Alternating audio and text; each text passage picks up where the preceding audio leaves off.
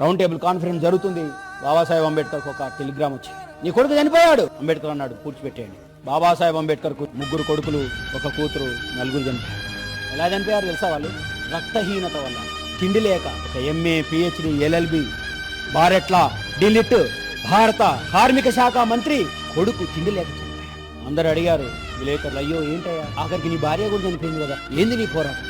అంబేద్కర్ అన్నాడు, నా పిల్లలు చావడమే మంచిది, వాళ్లకు కేటాయించవలసిన సమయాన్ని నా జాతి ప్రజల విముక్తి కోసం కేటాయించాలి. నా రాబోయే ప్రజలే ముఖ్యం నాకు. ఈ కుల విముక్తి జరగాల. ఈ కులం భయంకరమైంది. ఈ కులం ఉంటే అంటరానితనం ఉంటది. ఈ కులం ఉంటే అసమానత ఉంటది. ఈ కులం ఉంటే డిస్క్రిమినేషన్ ఉంటది. ఈ కులం ఉంటే ఇన్సల్ట్ ఉంటది. కులంలో ప్రజాస్వామ్యం ఉండదు.